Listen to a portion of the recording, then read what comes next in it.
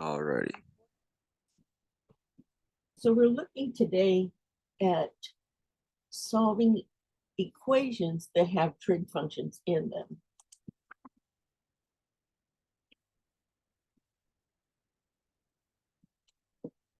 And we're going to break them down into several different kinds. So the first breaking down would be a linear function, which means that the trig function doesn't have a square or isn't in a denominator. And the argument, the thing plugged into the trig function, is just x or theta. It's not 5x or 2 theta.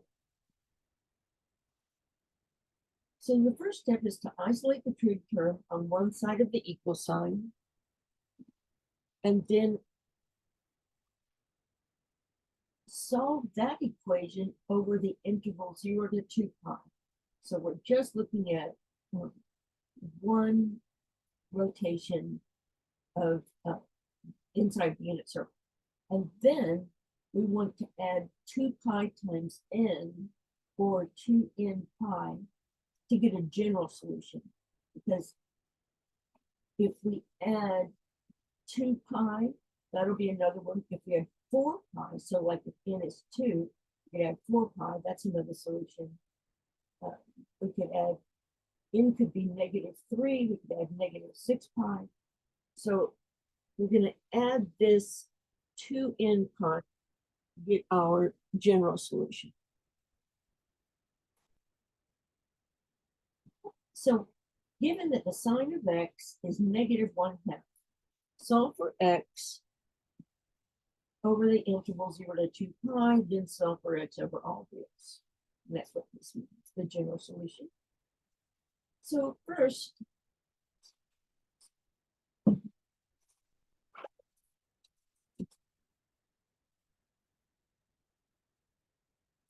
where is sine negative? What quadrants? 3 and 4. Okay, so where does sine equal 1/2? In quadrant 1, where does sine equal 1/2?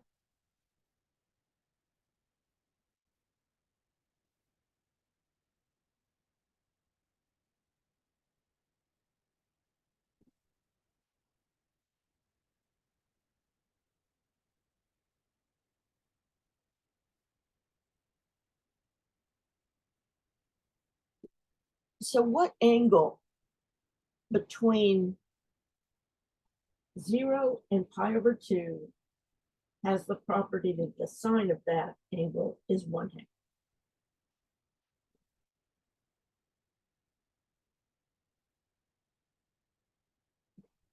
I'm not sure. So we've got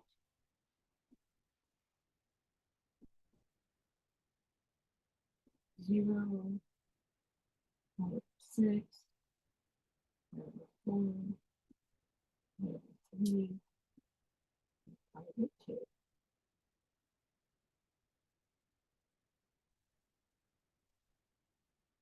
And we know that sine goes with the second coordinate. So it would start out at 0. What is the value? What is the point associated with the angle pi over 6?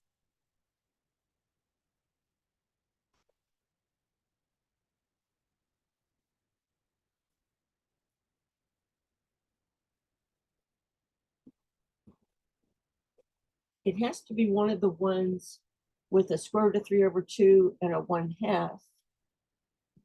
But which one has the square root of 3 over 2 and which one has the 1/2? X is square root of 3 over 2, and y is 1/2. Excellent. And that means that pi over 3 must be associated with 1/2, square root of 3 over 2. And what do we know about pi over 4? Pi over 4 is just square root of 2 over 2 for x and y.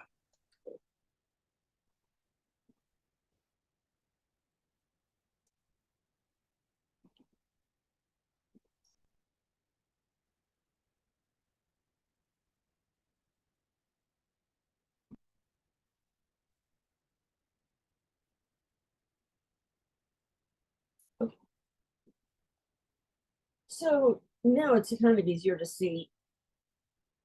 The sine of pi over 6 is 1/2.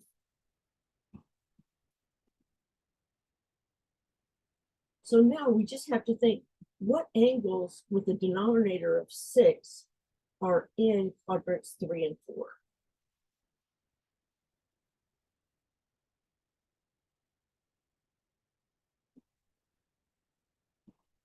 We'd have 7 pi over 6 and 11 pi over 6, right? So those are the two solutions that are between 0 and 2 pi. And now to write the general solution,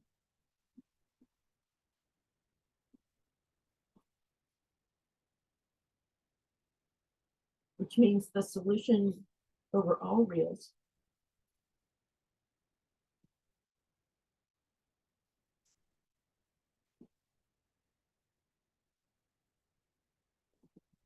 we're going to add 2 pi times n, but almost always the pi is put on the right. So we're going to add 2 times n, where n is an integer, times pi. So we've got x is equal to 7 pi over 6 plus 2n pi, where n is an integer, or 11 pi over 6 plus 2n pi, where n is.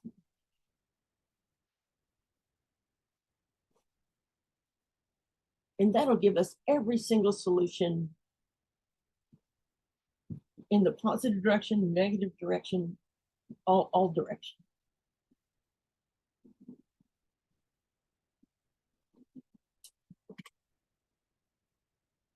Does that make sense, Becky? Yes, ma'am. Groovy? All right, well, let's look at something a little bit more fun. Let's look at 2 cosine x plus square root of 3 over 2 equals 1 over secant x. And again, we solve for the interval 0 to pi over 2 and then all reals. So it's 2 cosine x plus square root of 3 over 2 equals 1 over secant of x. And I need to go back to the directions. Isolate the trig term on one side.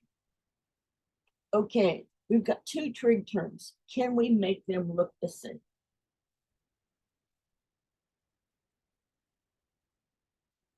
Yes. Good. Which one do you want to fix? Let's fix the secant. And what is 1 over secant? Wouldn't that just be cosine? Good. So now we have 2 cosine x plus the square root of 3 over 2 equals cosine x. And how do we solve this thing for cosine x? How do we isolate cosine x? Well, we could subtract cosine x from both sides. Good. And you want to do another thing at this step? What was that? Sorry. You want to do one more thing at this step? And subtract square root of 3 over 2 from both sides as well. Beautiful.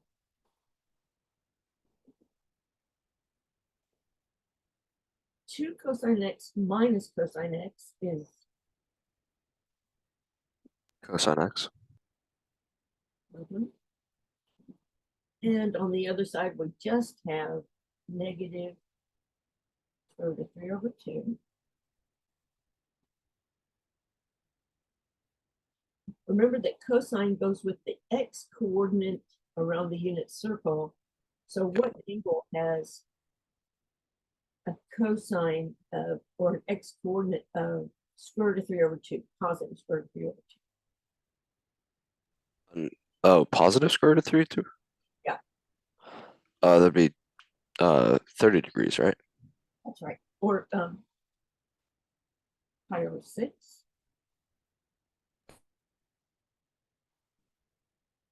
Positive. In what quadrants is cosine negative? 2 and 3.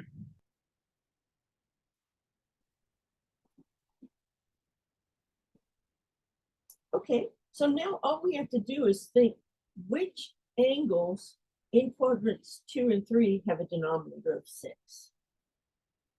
5 pi over 6 and 7 pi over 6. Beautiful.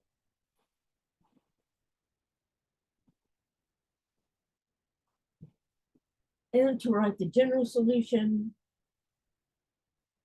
we're just going to add 2n pi to each one of these. 5 pi over 6 plus 2n pi, 7 pi over 6 plus 2n pi, where n is an integer.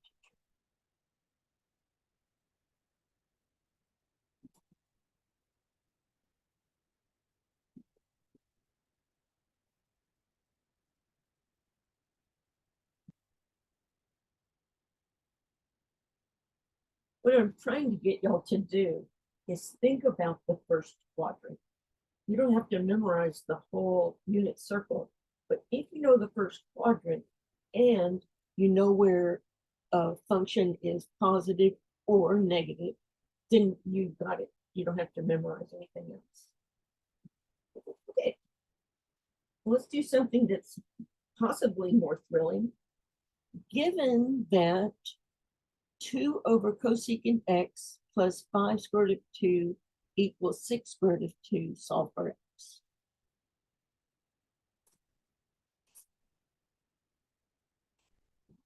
And what's a good thing for us to do right from the get-go? Well, step 1 is isolate the trig function, so we can do that. Okay.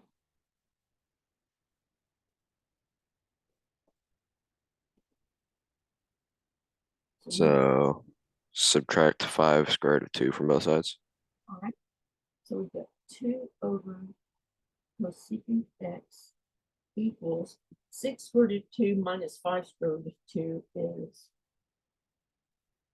Just square root of 2, right? and do we want to keep this reciprocal of cosecant in there? What was that?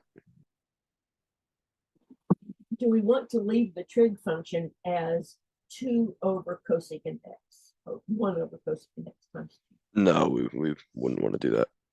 What can we do?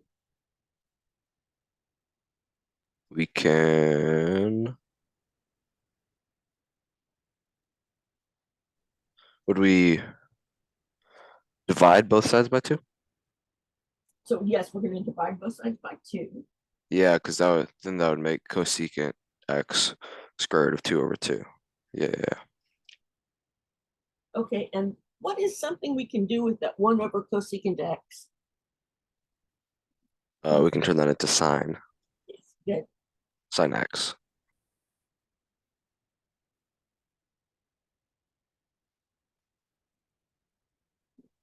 In the first quadrant, where is the sine? What angle gives the sine of square root of 2 over 2? Pi over 4. And in which quadrants is sine positive? Sine is positive in quadrant 1 and 2. Okay. What is the angle in quadrant 2 that has a denominator of 4? 3 over 4. So the two solutions between 0 and 2 pi are pi over 4 and 3 pi over 4. And the general solution will just be pi over 4 plus 2n pi, or 3 pi over 4 plus 2n pi, where n is an integer.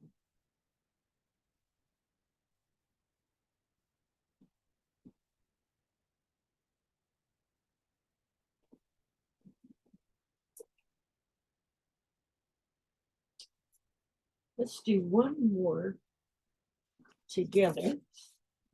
All right. Let's, we're given that 2 tangent x plus 1 is negative 2 times 2 plus tangent x. And we want to solve over, just this time, just over 0 to 2 pi.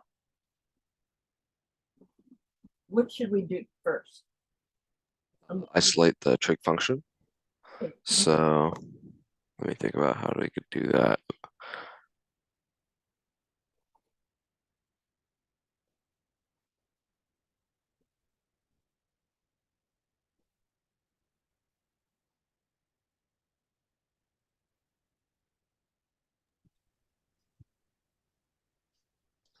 So I'm not exactly sure since there's the parentheses with the -2, I'm not exactly sure how we would isolate the trig function. Okay, let's look at a different but similar problem. What if we had 3y plus 1 equals negative 2 times 2 plus 1?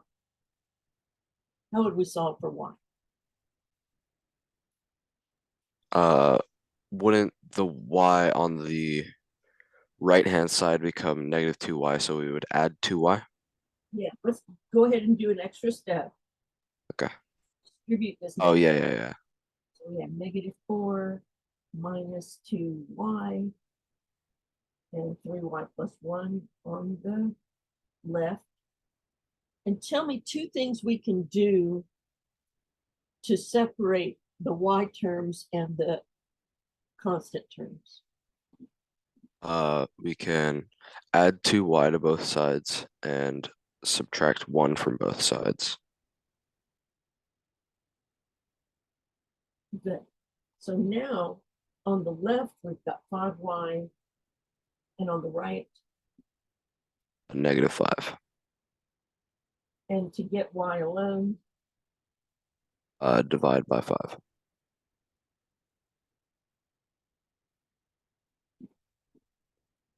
how is, very good, thank you. How is this first equation the same as what we just did? It's the same except for y is just tangent x. Good. Okay, so we can distribute the -2, sorry.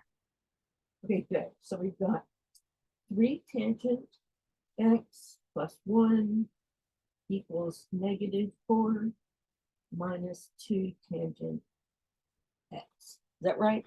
Yes, looks right. Then we can add 2 tangent to both sides.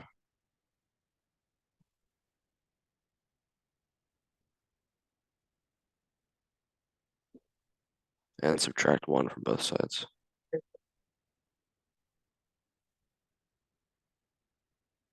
So on the right, we have -5. On the left, we have 5 times the tangent of x. And then just divide by 5.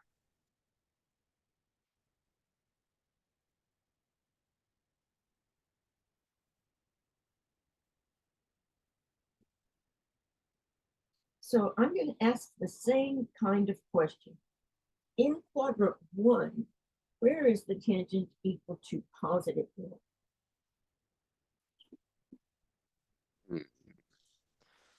Tangent equal to +1. In other words, where are sine and cosine the same in quadrant 1? Yeah, pi/4.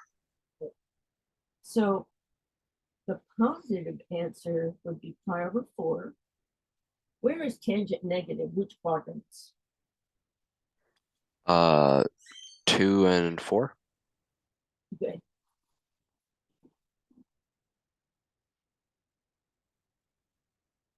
In quadrant 2, what is the angle that has a denominator of 4?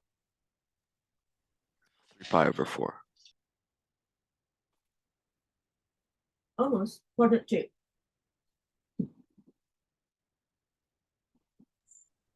Yeah, quadrant 2, 3 pi over 4. Oh, okay, yes. Sorry, I misheard you. And Oh, no, that's fine. quadrant four. And in quadrant 4, it's 7 pi over 4. Beautiful. So we get, that's it. That's the whole solution. Because this time they only requested the solution over the interval 0 to 2 pi. And I guess nobody told me when I was, oh yes, I did want to make this point clear. So say we did want to write a general solution. Do I need to write 3 pi? Oh, first of all, what is the period of tangent? Is it pi, 2 pi like sine and cosine? I'm not sure. How often does tangent start to repeat? Um, Like which quadrants have positive tangents? 1 and 3. So would it just be a pi? Right, that's right. So to write a general solution, we would write plus n pi or 7 pi over 4 plus n pi. But do Oh, we both of those? How far apart are 3 pi over 4 and 7 pi over 4? 1 pi. 1 pi. So 3 pi over 4 plus n pi takes care of all of it. Okay, so the plus n pi, it's just the period times n pi. Times pi. Because, yeah, because for cosine and sine, it would be 2 n pi. That's right. So Okay, cool. and yes, for sine and cosine, we add 2n pi. For tangent, we add n pi. And that means that if we look at the solutions on the unit circle, one of them doesn't need to be repeated in the general solution.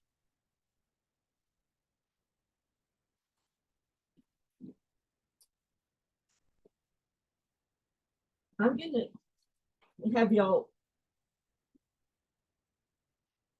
see if I can make this.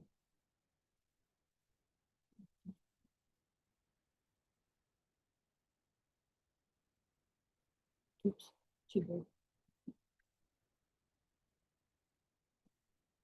Okay. I'm going to pause the video.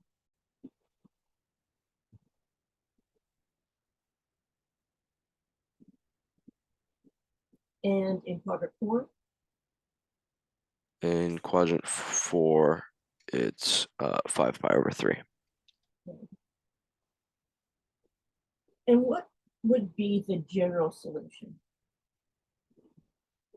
The general solution would be 2 pi over 3 plus n pi. And then, yeah, Do we need to list 5 pi over 3 plus n pi? no, because 2 pi over 3 is pi away from 5 pi over 3. Very, very good.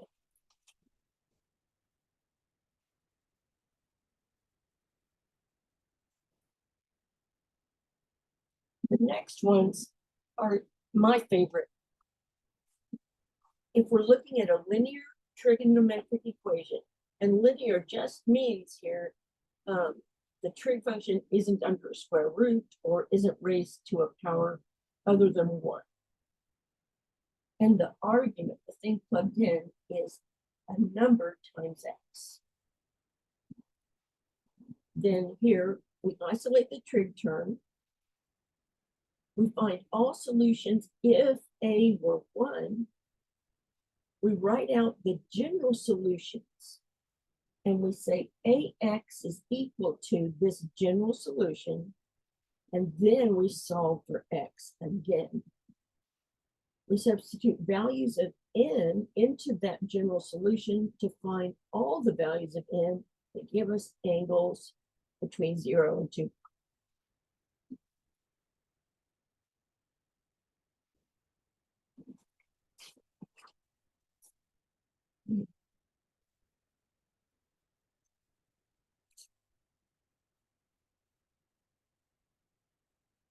So here's a good example. We have the sine of 3x equals negative square root of 2 over 2. We're going to assume that 3 is 1. If we had sine x equals negative square root of 2 over 2, what is the positive solution? What is x plus? Is it 2/2 or 3/2?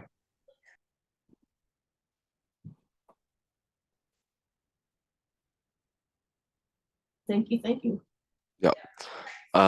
So that would be with the positive 3/2, it'd be pi/3. So, and in which quadrants is sine negative? Sine is negative in 3 and 4. Good.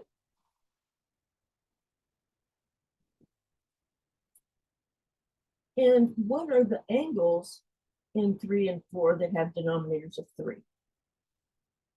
4 pi/3 and 5 pi/3. Excellent. So now the general solution, if A were 1, if 3 was just a 1, the general solution would be x is equal to 4 pi over 3 plus 2n pi, or 5 pi over 3 plus 2n pi. And n is an integer.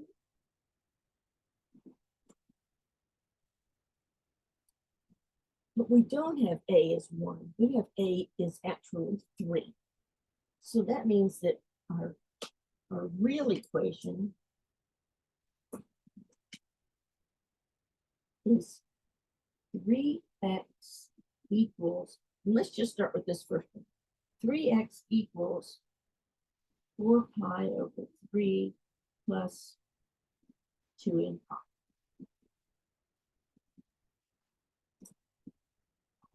To make our lives a whole lot easier, let's add these two angles.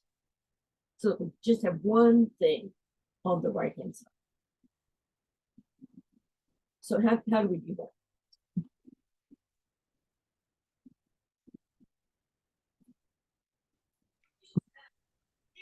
I don't really know. So if I write 2n pi as 2n pi over 1, what do I need to do to get a common denominator?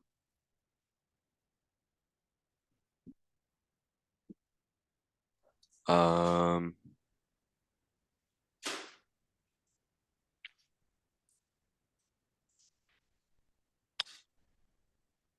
hmm. About multiply by 3 over 3? Yeah. Okay, good. And that means we have 4 pi over 3 plus 6 n pi over 3. And I can write that as one fraction. 4 pi plus 6 n pi all over 3. And you'll see in just half a moment why that's helpful to us. Let's write down the extremes here. We have 3x equals 4 pi plus 6n pi all over 3. What do we want to do to solve for x? Um, Divide by 3. Good. And is dividing by 3 the same as multiplying by 1/3? Yes. Why am I wanting to use that different notation this time? It just makes it easier since it's two fractions. That's right. Very good. So on the left, we just get x. On the right, we get something weird. 4 pi plus 6 n pi over 9.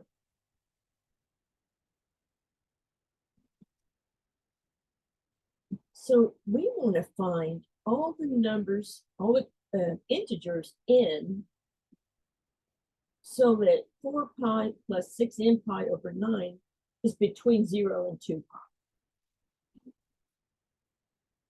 So let's just start with the most obvious one. What if n is 0?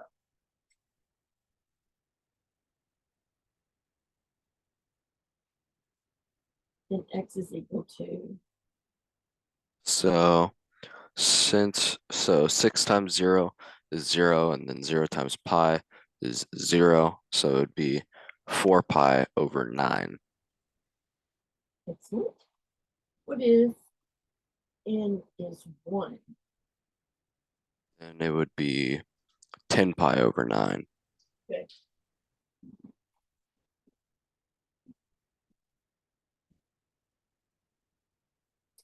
What if n is 2?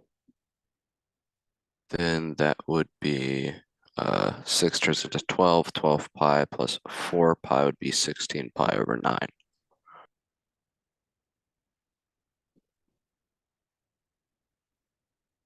I only want answers between 0 and 2 pi. How do I know when I'm bigger than 2 pi?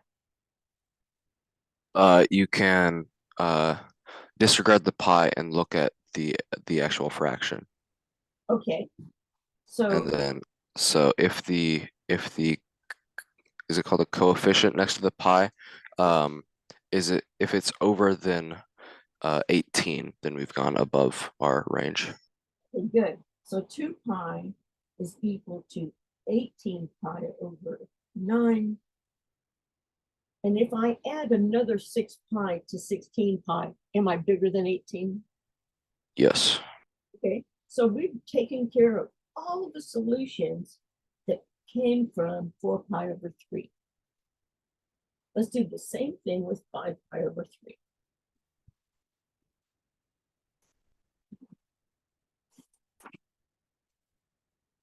So we've got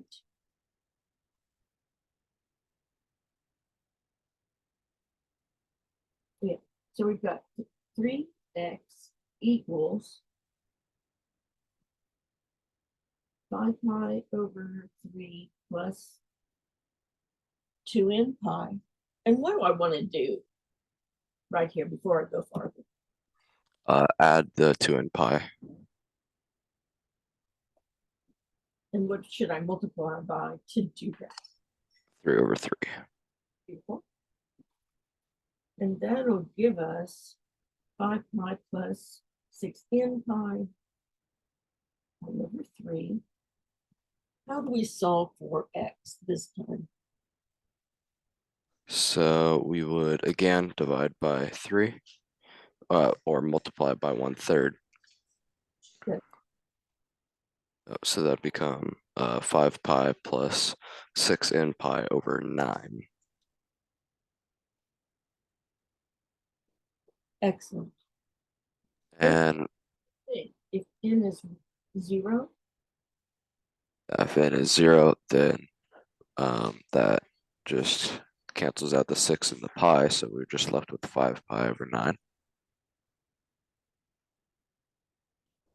if n is 1, If n is 1, that becomes 9 pi over 9. almost Oh, sorry, yeah, 11 pi over 9. good. N is 2. Is 2, yeah, 12 plus 5, 17. So yeah, and then if we add another 6, it would be over 2 pi. So bigger than 18 pi over 9. So our solutions, I like these because you get lots of solutions and they look a little bit weird. So our solutions would be 4 pi over 9, 5 pi over 9, in order, I mean, 10 pi over 9, 11 pi over 9, 16 pi over 9, 17.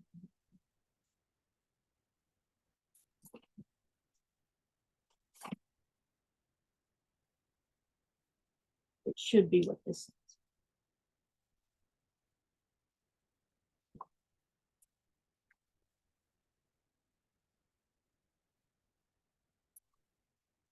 Well, that was so much fun. Let's do another. If All we have right. the tangent of negative 3x plus 2 plus the tangent of 3x, and we want to solve for x over just 0 to 2 pi. First of all, I can't quite remember, is tangent an even function or an odd function? Uh, I think it's odd because it has respect with the origin. That's exactly right. And that means that the tangent of negative theta is equal to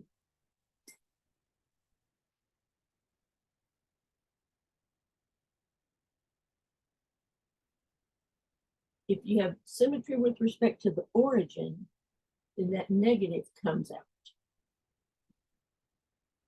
Okay. And this is, we know that cosine theta is even. So that means that cosine of negative theta is just cosine theta. The negative goes away. So for odd functions, if we have a negative argument, a negative thing plugged in, that negative comes out. For even functions, if we have a negative argument, the negative goes away. Okay. And we're very happy that we can get rid of it. So now we've got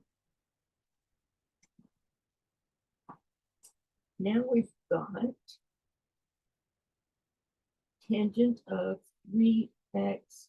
That negative was inside, so now I'm going to move it out.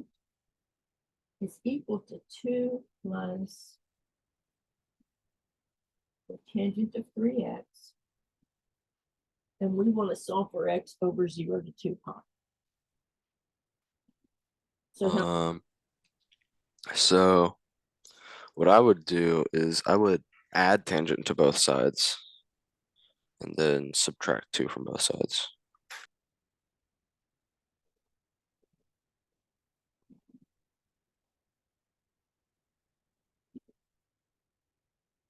beautiful. So on the left, we'll have a negative 2, and on the right, We have tangent 3x. 2 of them, right? Yes, yeah. Gorgeous. So now we can divide by 2.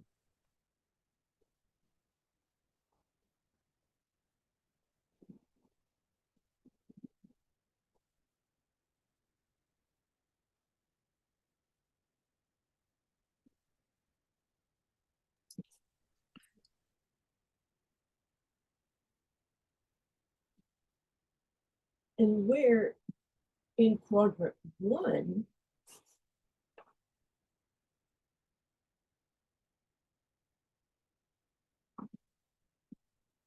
is tangent equal to negative 1.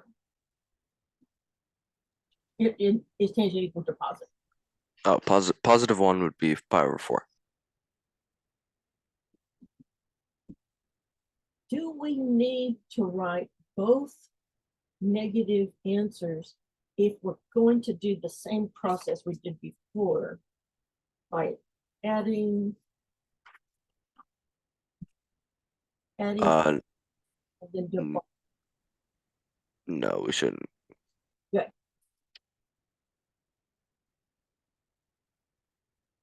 So we've got in quadrant 2, we know that tangent has a denominator of 4 at what angle? 3 pi over 4. All right. So the general solution, if a were 1, would be x is equal to 3 pi over 4 plus n pi. How can I write those two things as one fraction? Multiply by 4 over 4. So we have 3 pi over 4 plus 4n pi over 4, and that gives us That gives us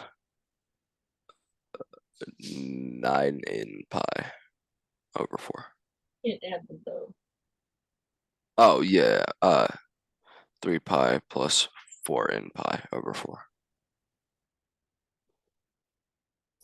Excellent. And we're doing all of that because we don't have 1x, we have 3x. What can we multiply both sides by to solve for x? 1/3.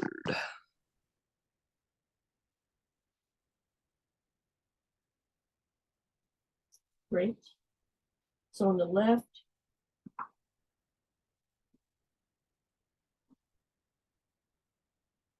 We're just left with x.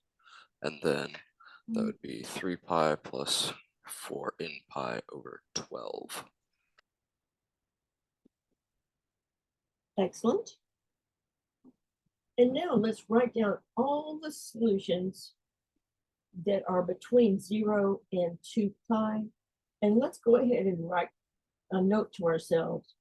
2 pi is equal to how many 12s?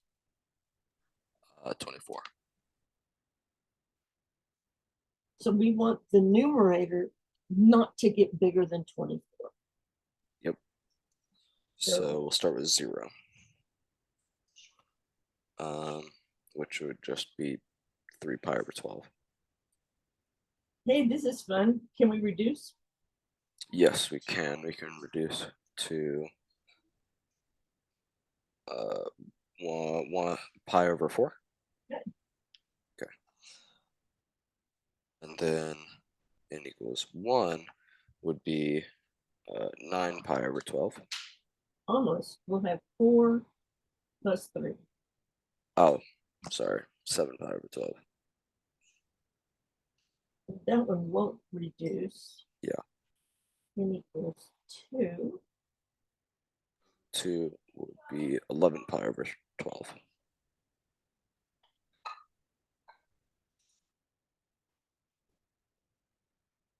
N equals 3. 3 would be 15 pi over 12.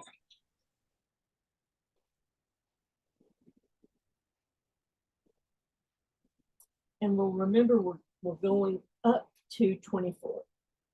Yep. 4. 4 would be 19 pi over 12.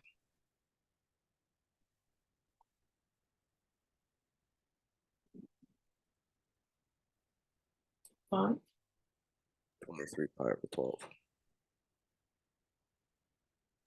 And that's our cutoff. Excellent. So we've got 6 really bizarre looking solutions. That just makes me happy to have something that has solutions, but they're not at all nice. This should have been 4.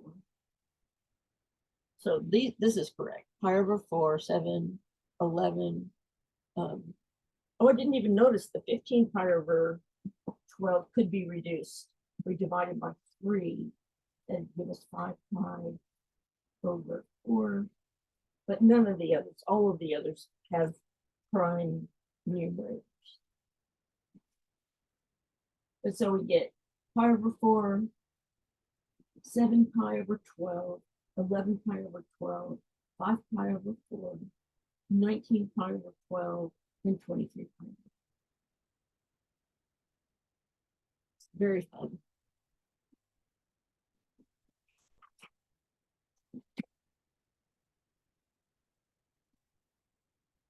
Okay, I want y'all to do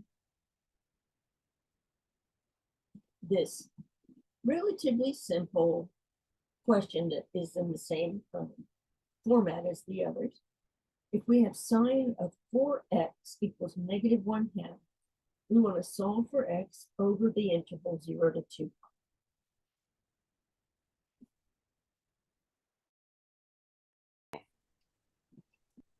So we can go as big as 48 in the numerator. Yeah. Start with n equals 0. We have x equals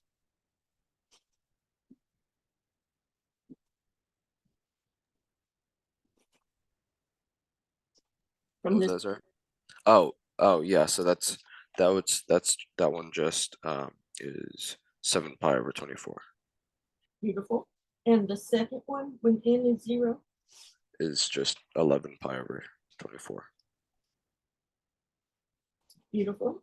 When n is equal to 1, 19 pi over 24.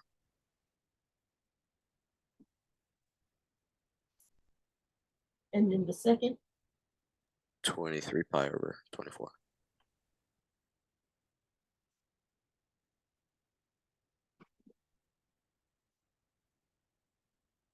when n is 2, 31 pi over 24.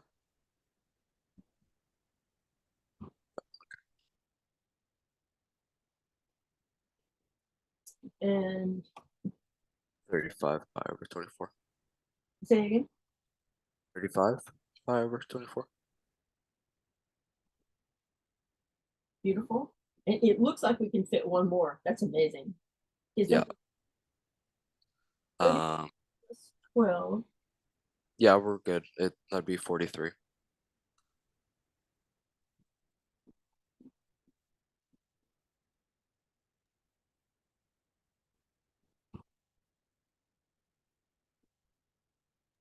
And So then um, 12 plus 35 is 47. yep.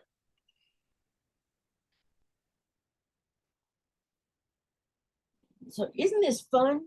We get 8 answers, and they're not like any answers we've had so far in our class. Yep. It's really enjoyable. I did a thing this time in the notes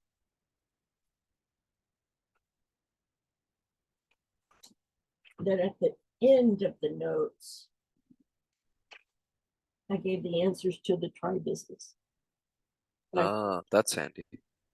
that, this will be updated because I surely did leave some out. Well, there's 11 pirate.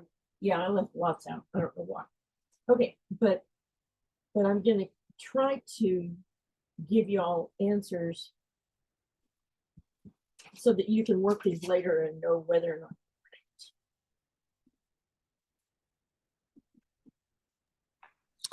Just a reminder, we have about 10 minutes left. Okay, then Oh wait, sorry, no, not 10 minutes, 30 minutes. okay, that sounds good. Let's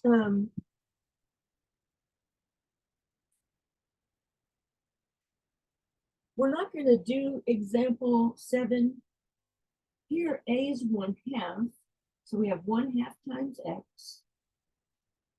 We solve for sine x over 2 by dividing both sides by square root of 2 and moving the negative 1 to the other side. So we have the sine of x over 2 is 1 over square root of 2, which means that we're looking at pi over 4 and 5 pi over 4, and then we just build the solutions from there. If we have a linear equation and the argument is x plus something or minus something, where a is a constant, then we're going to use substitution. We're going to replace x plus a with u, solve the whole thing for u, put x plus a back, and solve for x.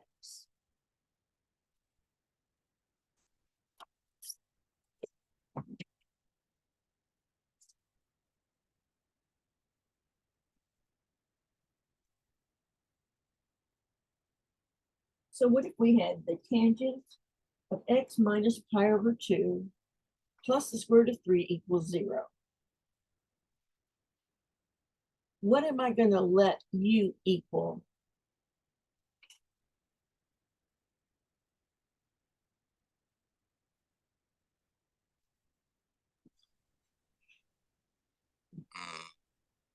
You. Wait, I'm not sure. So we're going to replace this whole argument, x minus pi over 2, with u. So u is x minus pi over 2. And the first step is to solve the tangent of u plus square root of 3 equals 0. Then at the end, when we have u, we'll go back and substitute x minus pi over 2 for u and solve for x. Okay.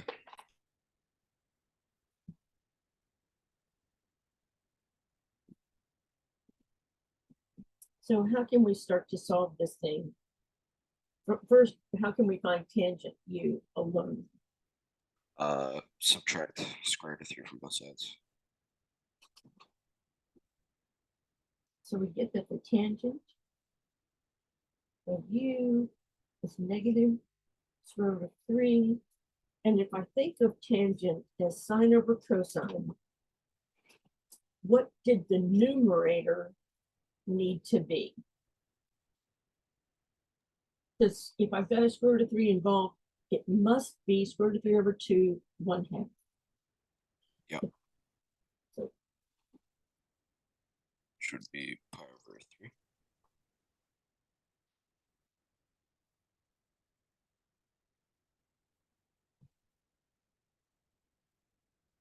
so where in quadrant 1 does the sine have a square root of 3 in it?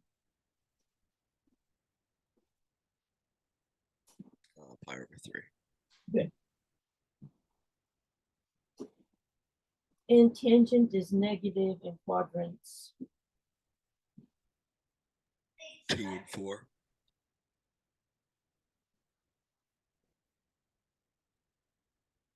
Beautiful. So in quadrant 2, what angle has a denominator of 3?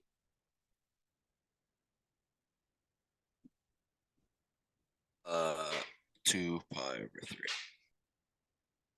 Beautiful. And in quadrant 4? 5 pi over 3.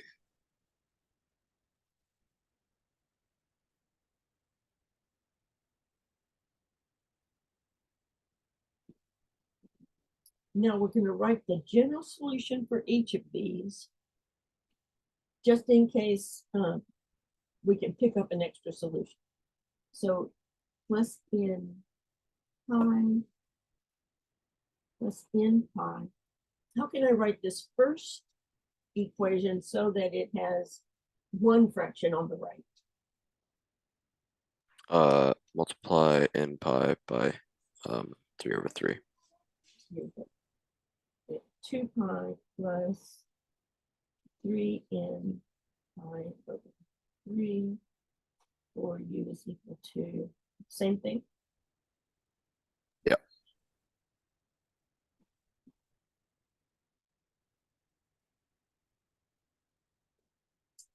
Excellent. Now we're going to put x minus pi over 2 back in for u.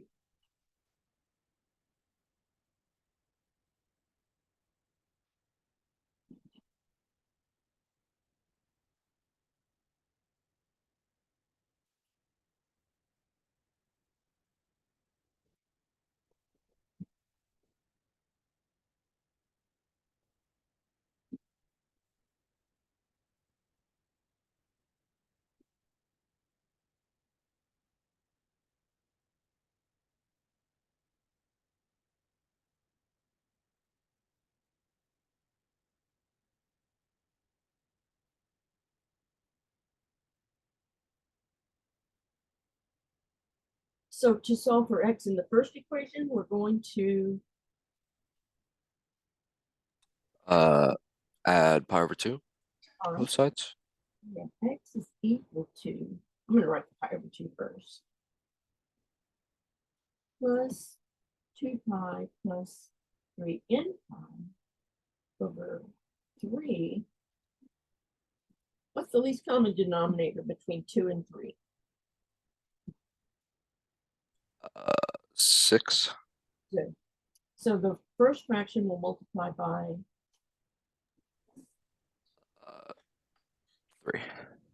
good, and the second, 2. and that gives us 3 pi over 6 plus 4 pi plus 6n pi all over 6, and I can add them now. I'll have 7 pi plus 6n pi over 6. And I want all of the answers that are between 0 and 2 pi. And I haven't even done the second bit yet, but we may not have to.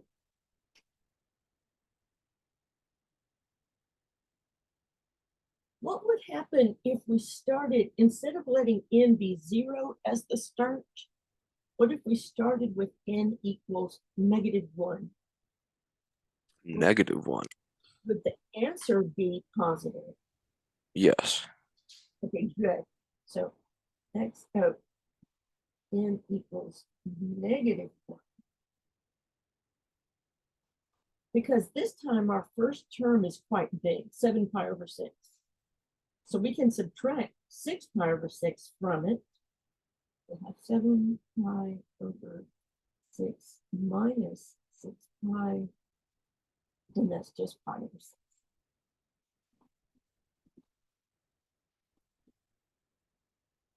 What if n is 0? If n is 0, then it would be 7 pi over 6.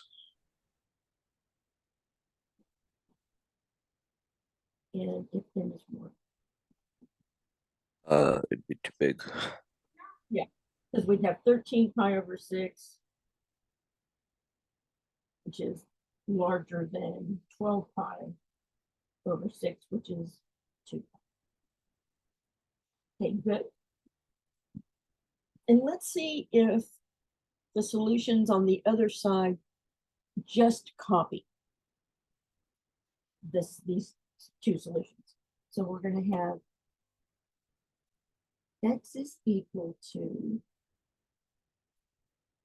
pi over 2 plus 5 pi plus 3n pi over 3. And in the same way, how can we get a common denominator? Multiply the x over 2 by 3 over 3, and then multiply the other one by 2 over 2. Beautiful.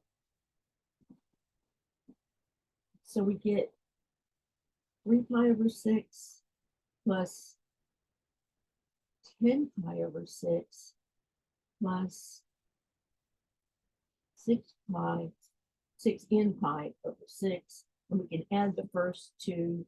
That gives us 13 pi plus 6n pi all over 6.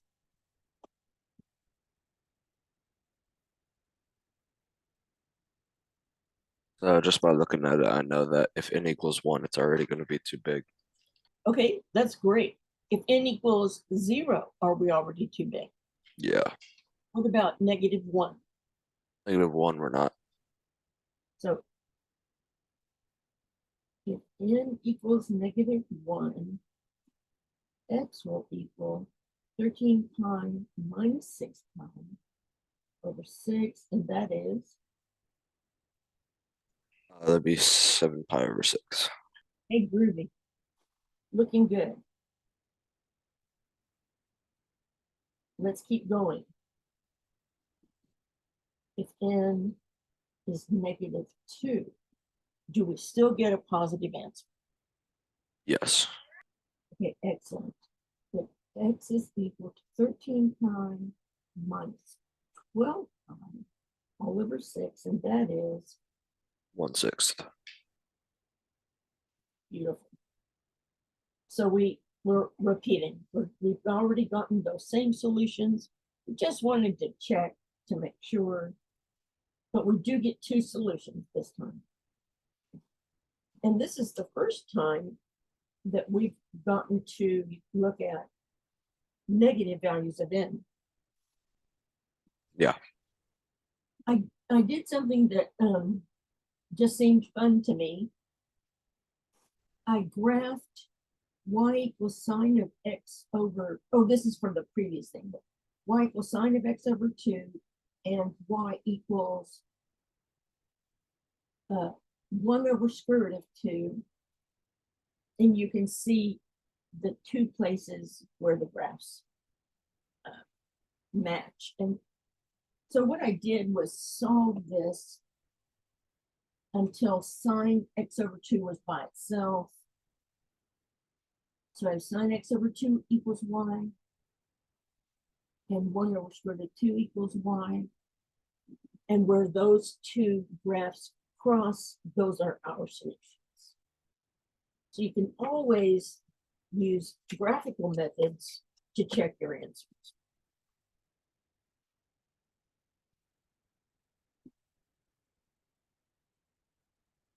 To solve a nonlinear trigonometric equation,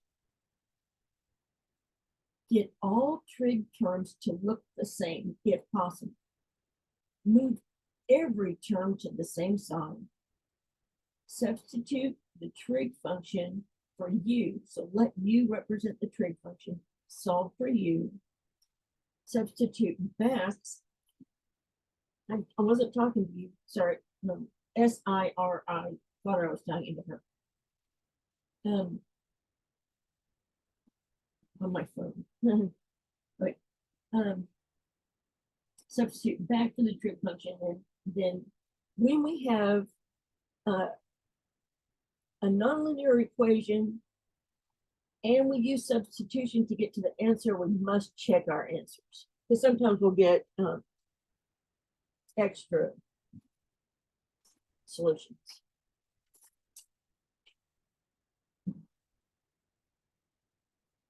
Okay, if sine x minus 1 equals cosine x, and we want to look for solutions only on the integer, only on the interval 0 to 2 pi.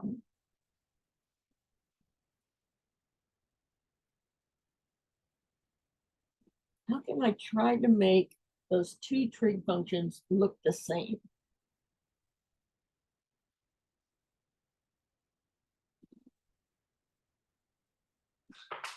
I'm not sure. Well, the only equation I can think of, the only identity that connects sine and cosine is the Pythagorean identity. So let's just see if that will help us.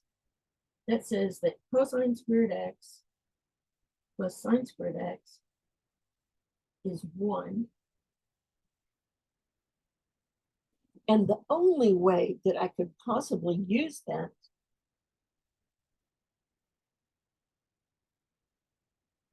is by squaring both sides of the original equation. Yeah. And I'm going to be super careful. I know that a minus b squared is a squared minus 2ab plus b squared. So, okay, now I'm ready. So sine x minus 1 squared will give us Sine x squared. Well, sine squared x. And minus 2 sine x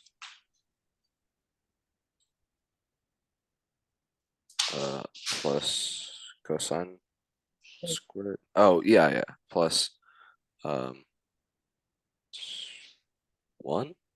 Or yeah, And on the other side, it's just cosine squared x. excellent.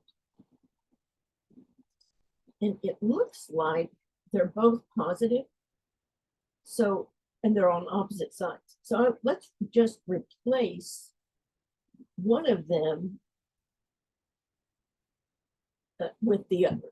So how can I solve cosine squared x plus sine squared x equals 1 for, well, which one should I try to replace? Sine squared x or cosine squared x? Let's do sine squared x. If we do sine squared x, we'll still have a sine x. We'll have cosines and sines still. Oh, right. So that's the reason that we want to replace the cosine squared x, because we've got sine squares and sines. We would just be cyclic if we didn't do that. So we know that cosine squared x is 1 minus sine squared x. So that we get sine squared x minus 2 sine x plus 1 equals 1 minus sine squared x.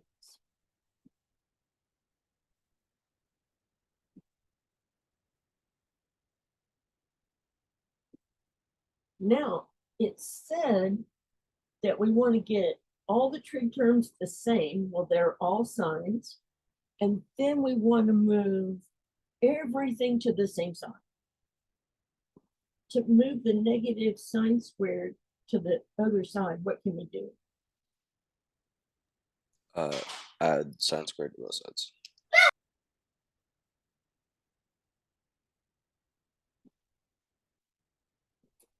And to move the 1.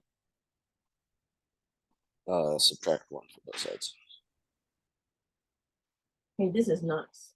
On the right, we're going to have 0. And on the left, 2 sine squared x minus 2 sine x.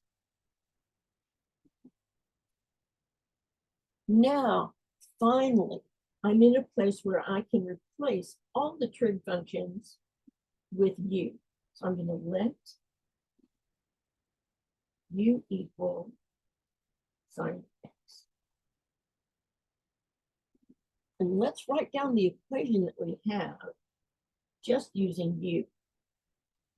2u squared minus 2u. All right. And how would you solve that?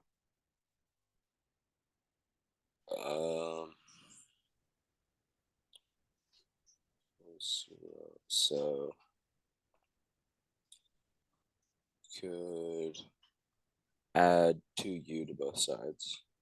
We don't want to do that because we've got to use squares. Oh, right. Then yeah.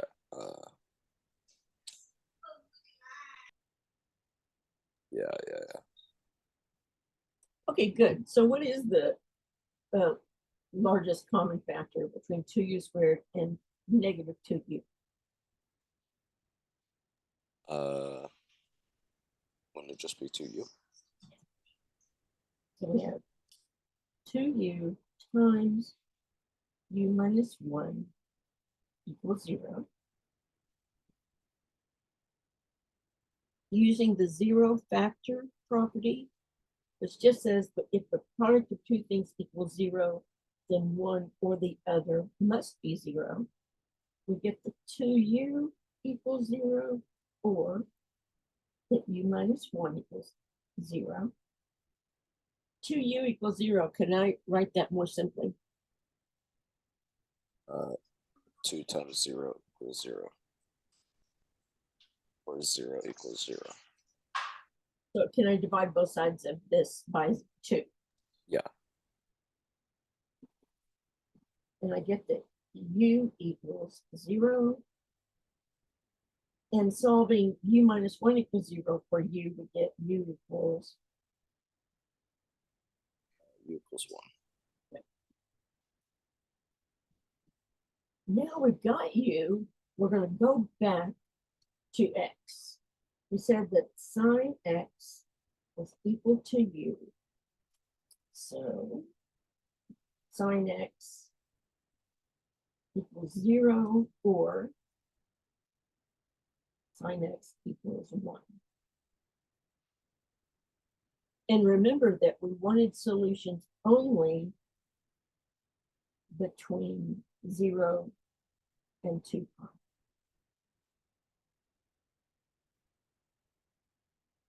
Where between 0 and 2 pi is the sine of x 0?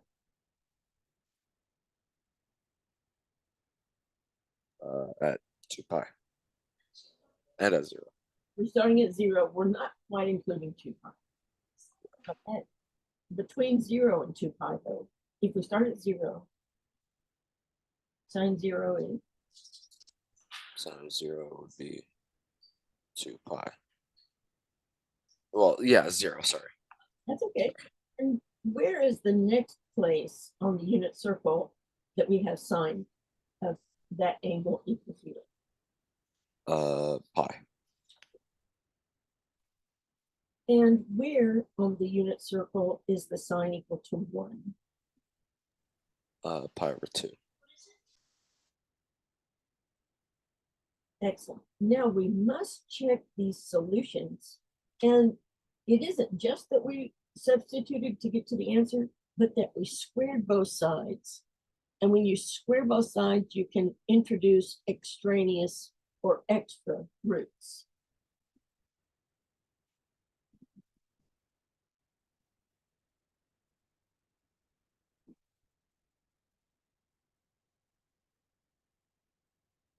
And a root is like a solution.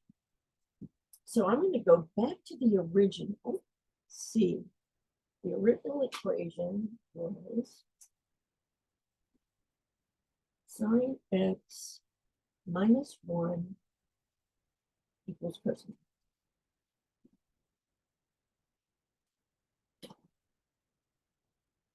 And let's just substitute in the 3 solutions. So if x is 0, we have sine 0 minus 1 and cosine 0. What is the sine of 0? Sine of 0 isn't it 0? Yes. And 0 minus 1? Is negative 1. Beautiful. And what is the cosine of 0? It's 1. Is 0 a solution? No. That's right. These do not match. So 0 doesn't work. Do the same thing with this going over.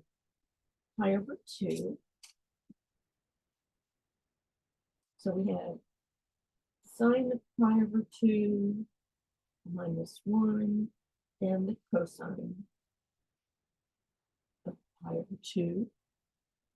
The sine of pi over 2 is 0. almost. Sorry, yeah, 1. And 1 minus 1 is 0. good. And cosine of pi over 2. 0. Yay. So pi over 2 works. So let's just check pi. We just have one more.